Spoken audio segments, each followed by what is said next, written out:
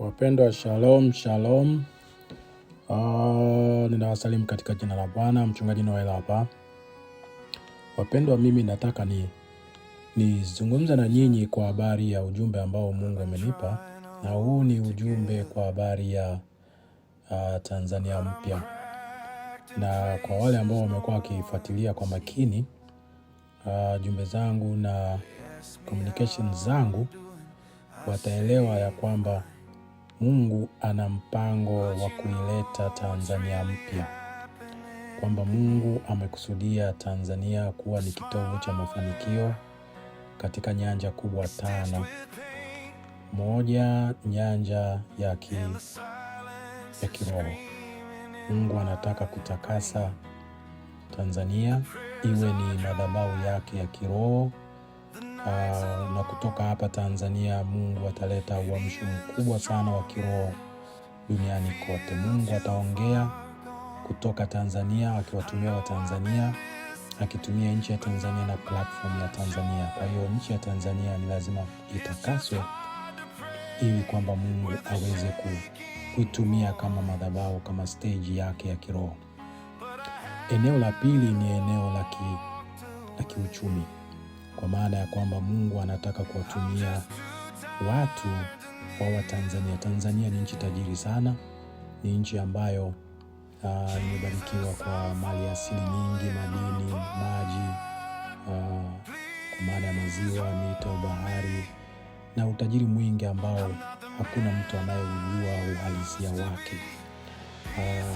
Kwa hiyo Mungu anataka kuwainua wachumi, Mungu anataka kuinua wafanyabiashara, watu ambao watashika hatamu za uchumi wa Tanzania kwa niaba ya Watanzania, lakini hususan kwa niaba ya Mungu mwenyewe.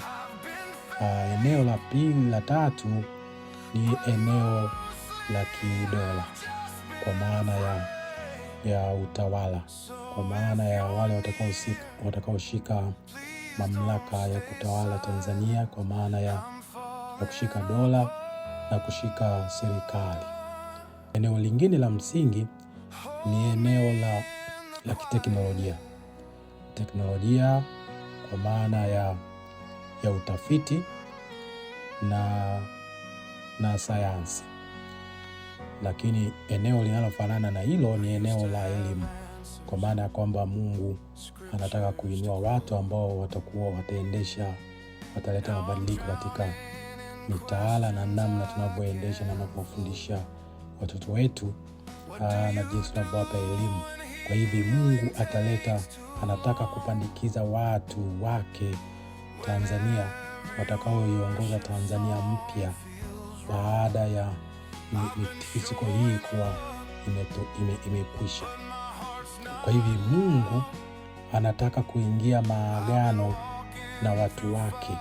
Kwa hiyo kabla, unajua hii nchi, Mungu ni Mungu mwenye nchi. Hakuna mtu, Mungu yeye ndiyo mmiliki wa nchi ya Tanzania.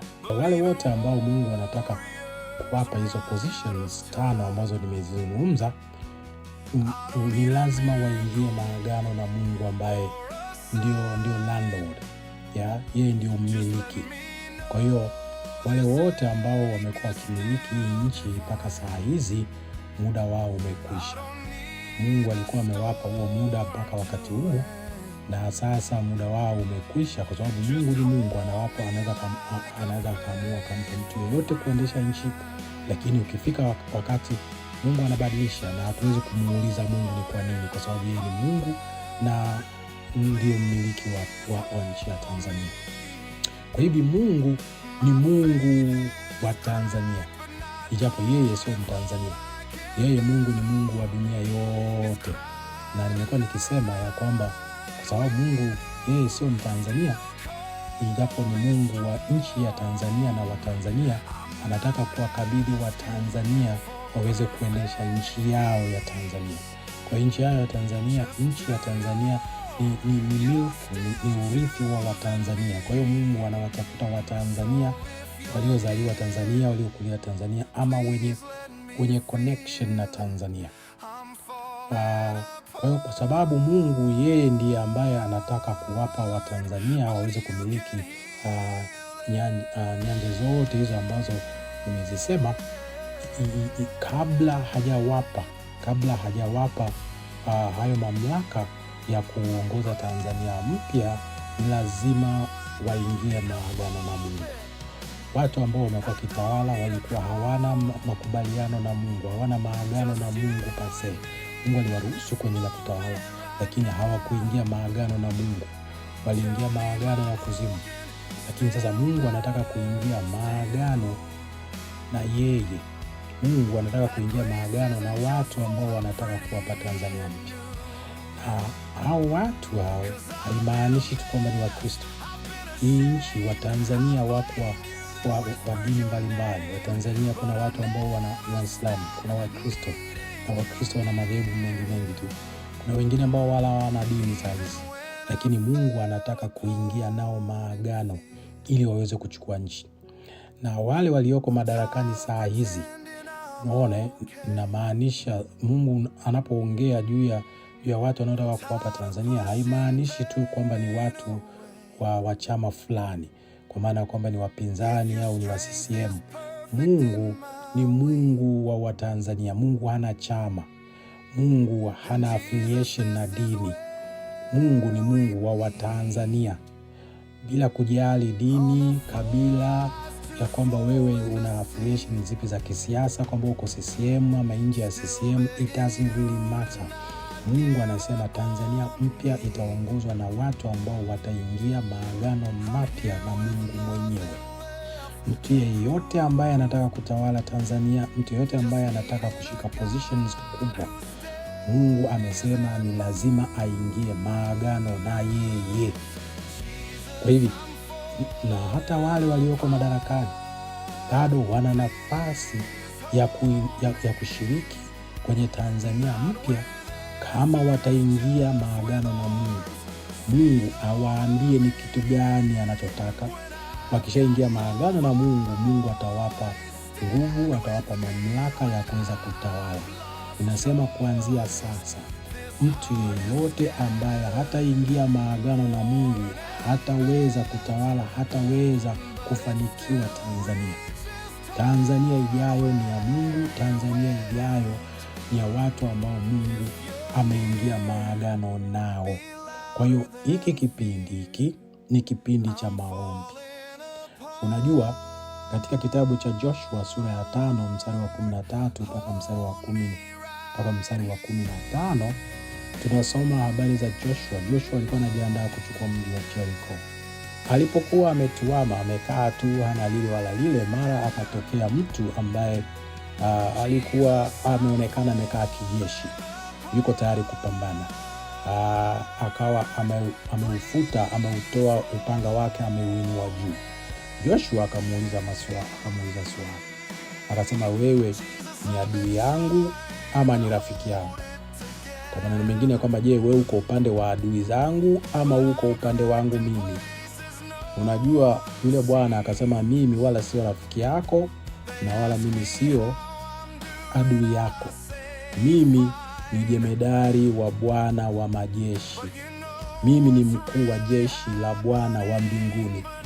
Kwa maneno mengine ni kwamba, unajua, Watanzania kwa ujumla na hasa Wakristo wamekuwa wakijiuliza, unaposema Wakristo tunamaanisha watu wote wacha Mungu. Hata kuna watu wengine wala sio Wakristo, lakini ni wacha Mungu, wanamwamini Mungu, Mungu mwenye nguvu na Mungu mwenye upendo na anaipenda Tanzania. Wanajiuliza maswali wanapoona upanga umeinuliwa Tanzania, na kwamba Tanzania imekuwa ikivuja damu, na kwamba kuna mapigo yanaipata Tanzania. Watu wanajiuliza, wanasema, kulikoni? Huyo anayetesa Tanzania nini? Yuko upande wa nani? Yuko upande wa dola inayotesa watu ama yuko upande wa wananchi? Lakini jibu la Mungu, hata mimi nilipokuwa ninaomba, unajua, Mungu anasema mimi siko upande wa serikali na wala siko upande wako wewe, siko upande wa wananchi. Wananchi ni watu wangu na watawala pia ni watu wangu. Mimi ni Mungu. Anasema mimi ni jemedari wa jeshi la mbinguni, kwa maana ya kwamba Mungu hayuko upande wowote. Mungu hafungamani na upande wowote. Mungu ni Mungu. ni Mungu anayesimamia haki, ni Mungu ambaye anasimamia upendo. Kwa hivyo anasema hivi, anasema unajua baada ya Joshua kusikia hilo, unajua alitetemeka, akasema okay, una neno gani kwangu? Unataka kuniambia nini? Unajua yule malaika yule komanda akamwambia, vua viatu vyako, kwa maana hapo uliposimama ulipo ni nchi takatifu. Unajua, ndio baadaye akaendelea akampa mikakati ya namna ya kuteka mji wa Jericho. Kwa hiyo Mungu ni Mungu. Mungu hayuko upande wetu, hayuko upande wako, hayuko upande wa wananchi, wala hayuko upande wa serikali. Mungu ni Mungu, yuko upande wake. Mungu ana jeshi lake, Mungu ana amri zake. Kwa hivi nimetangulia kusema ni kwamba Mungu alikuwa amempa Joshua na watu wake, kwa maana wana wa Israeli, alikuwa amewapa mji wa Jericho na nchi ya Kanaani kama nchi yao ya kumiliki. Lakini alimwambia Joshua ya kwamba inabidi usikilize maagizo kutoka kwangu. Vita hiyo ni ya kwangu mimi ndio ambaye nakupa nchi na nakupa na wafalme. Kwa hivyo mimi ndio nitakayepigana, mimi nitakayekupa hiyo nchi. Kwa hivyo kama unataka kushinda, mimi nikupe hiyo nchi, inabidi ukae na mimi, tusikilizane, nikupe masharti, nikupe mkakati, nikupe protocol ya namna ya kuweza kuiteka nchi. Ni kwa sababu hiyo wapendwa, mnasema Mungu anaongea na watu. Mimi amesema na mimi kwa muda mrefu, na in fact wala sio leo wala sio jana, muda mrefu uliopita, lakini mambo haya yamekuwa kitokea, na Mungu anasema ya kwamba hii vita inayoendelea Tanzania ina mwisho wake. Lengo lake ni kuondoa utawala ulioko madarakani, ili Mungu aweke utawala wake mpya watakaoleta mabadiliko katika nchi ya Tanzania. Kwa hiyo bila kujali huko katika siasa gani ama huko katika rejimu ipi, Mungu anasema kama unataka kuendelea kutawala, kama unataka kutumika, kama unataka kushika nyadhifa zozote kubwa katika Tanzania mpya, katika kipindi hiki kuanzia tarehe 1 mwezi wa 12 mwaka huu 2025, mwezi wa mwisho wa mwaka huu ni mwezi wa kujiandaa. Nilikuwa ninamuomba Mungu aniambie, mimi nilikuwa nafikiri kwamba tunaweza kukaa pamoja, tukawa na maombi ya pamoja ya kitaifa ama at least ya kikundi, tuwe tunaomba. Mungu amesema hapana, kwamba muda huu ni muda wa kibinafsi. Mungu atakuwa anawapitia watu fulani kuwasontea kidole na kuambia wewe omba. Yeyote anayesikia sauti hii na atakayetii, kama vile Joshua alivyoambiwa kwamba mimi ni mfalme, mimi ni komanda, mimi ni jemedari wa jeshi la Mungu wa mbinguni. Unajua Joshua aliinama kifudifudi, akasema, akamwabudu na akaendelea kusikiliza kutoka kwake. Yeyote ambaye atasikia sauti ya Mungu itakayomnong'oneza huko aliko, popote pale atakapokuwa, mimi wala sijui ni nani, sijui ni mtu yuko Marekani, yuko Uingereza ama huko nyumbani Tanzania, it doesn't really matter. Ni kwamba popote pale wa Tanzania tulipo, Mungu anataka kutupa nyadhifa mbalimbali nzito kuwa na influence katika maeneo hayo yote niliyotaja. Ninamaanisha popote pale. Ninaposema kushika nyadhifa za serikali, sina maana tu ya serikali ya Tanzania. Hii inamaanisha kwamba Watanzania popote watakapokuwa, kama huko Uingereza, kama huko Marekani, Mungu atakupa neema ya kugombea na kama Mungu amekuita kuwa mwanasiasa, Mungu atakupa positions. Kama ni biashara, Mungu atakupa positions. Tusishangae miaka inayokuja Watanzania Mungu atawapa neema ya kuwa wafanyabiashara wakubwa, ya watashika nyadhifa mbalimbali za kiuchumi katika vyombo vikubwa ambao vina influence ya kibiashara, kielimu, kitaaluma, kwa maana ya sayansi na teknolojia. Mungu anawainua Watanzania popote pale walipo. Na ninapoongea haya mambo, sina maana tu ya Tanzania nyumbani ya Afrika. Ninamaanisha Watanzania popote pale tutakapokuwa. Mungu anataka kutuinua.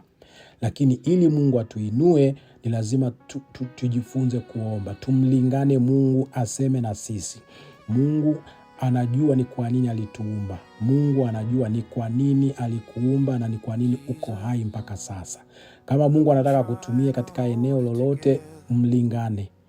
Kaa kwenye maombi kwa namna yoyote unayojua, kwa muda wowote unaojua. Hapa hakuna instructions maalum ya kwamba uombe wakati fulani ama uombe kwa muda gani ama ufunge ama usifunge. Hayo ni shauri lako wewe na Mungu wako. Mimi ninajua namna kufanya, na kila mmoja wetu. Hili ni jambo la kibinafsi. Mungu anataka kutupa siri za kibinafsi. Mungu anataka kujenga mahusiano na mtu mmoja mmoja. Kwa hivi hii ni mbiu ambayo Mungu anaipiga kwa Watanzania popote pale walipo, kwamba kama una mzigo unataka Mungu akutumie katika nyanja hizo 5 ambazo nimezitamka, basi ingia magotini. Kama unataka Mungu akusitiri, akupe neema katika kipindi hiki kigumu, kwamba uweze kupona, sio tu upone lakini uwepo ili uweze kushiriki mafanikio yale ambayo Mungu ameahidi, basi ni vizuri uingie kwenye maombi. Na mimi sitapiga kelele sana katika hili, kwa sababu ninajua ya kwamba Roho Mtakatifu yule ambaye anataka wewe ushiriki katika hiyo Tanzania mpya hata kunongoneza tayari, na huenda tayari ameshakunongoneza. Hii maybe inaweza kuwa ni confirmation tu kwamba uingie magotini. Kwa hivi mimi nikutakie baraka za Bwana, na uwe na muda mzuri wa kimaagano, uwe na muda mzuri na Mungu wako, na hopefully baada ya maombi na tutakapokuwa kwenye mikakati ya Tanzania yetu mpya, Bwana atakapokuwa ametuma majukumu, tutaweza kukutana na kuendelea kuwasiliana. Siku ya Alhamisi ambayo ni siku yetu. Basi mimi nikutakie baraka za Bwana. Mungu akubariki sana. Take care. Bye for now. Bye.